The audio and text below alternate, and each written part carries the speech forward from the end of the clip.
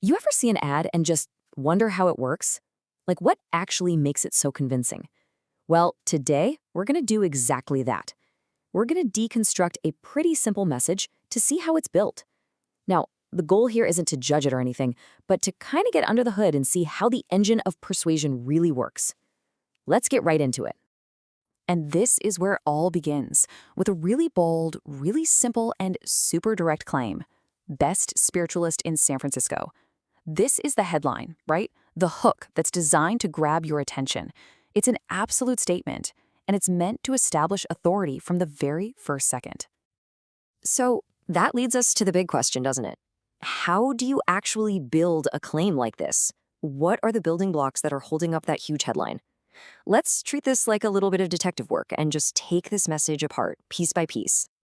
Okay, first up is that bold declaration itself. This is the foundation for the whole message, the very first piece of the puzzle.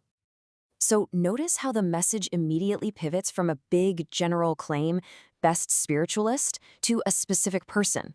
It's not just some anonymous service. No, it's Master Durga Prasad. See what's happening there? By giving a name and especially a title like Master, the message instantly adds this layer of authority and makes it feel personal. Right, so to understand the claim of being the best spiritualist, we first have to know what a spiritualist even is, at least according to this ad. And the text defines the role by the services they offer: spiritual healing, astrology, and psychic readings. This really sets the stage for everything else that's coming. And that brings us right to the next building block. After establishing the who, the message gets really specific about the what. The actual services that are being offered. Let's see what they are. And there they are, laid out nice and clear: spiritual healing, astrology, and psychic readings. These three services are the core of the offer. They're the concrete products being sold, and they turn that abstract title of spiritualist into tangible actions. Okay, so we know who it is and what they offer. The next layer of this whole construction is all about the quality of those offerings. It's not just about the services themselves, it's about the promises that are attached to them. So this is where we need to look really closely. What specific words are being used here? How does the language connect the action, like getting a psychic reading, to a feeling or an outcome that someone would actually want? Let's break them down. First, spiritual healing is described as trusted. Now, that word is not an accident. It's chosen very deliberately. Its whole job is to build your confidence and to push back against any skepticism you might have. It suggests a history of reliability, that other people have been here before and it went well. Next up, for things like astrology and readings, the promise is accurate guidance. Accurate implies that it's correct, that it's reliable. If you're looking for guidance, accurate is probably the number one quality you're hoping for, right? And it's not just accurate, it's also personalized, and that word is so powerful. It suggests that this isn't some generic, one-size-fits-all advice. No, this is tailored specifically to you and your unique situation, which makes it feel so much more valuable. And finally, you get the ultimate promise, the one that ties it all together: lasting results. This speaks directly to something we all want. Nobody wants a temporary fix. We want a permanent solution.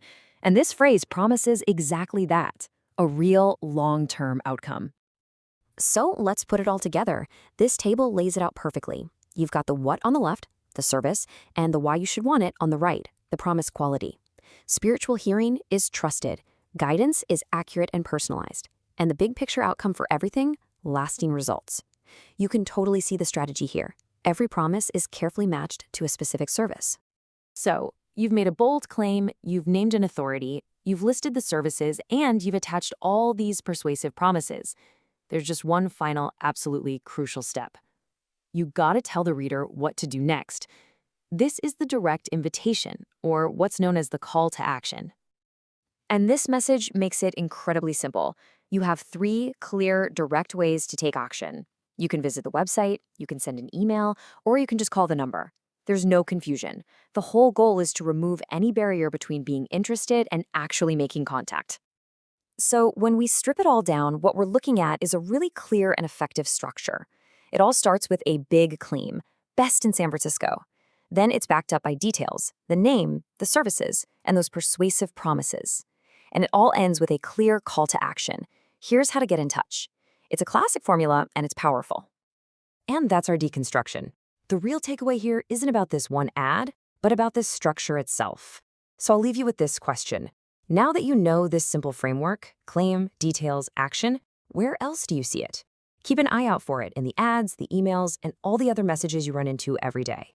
You might be surprised how often it shows up.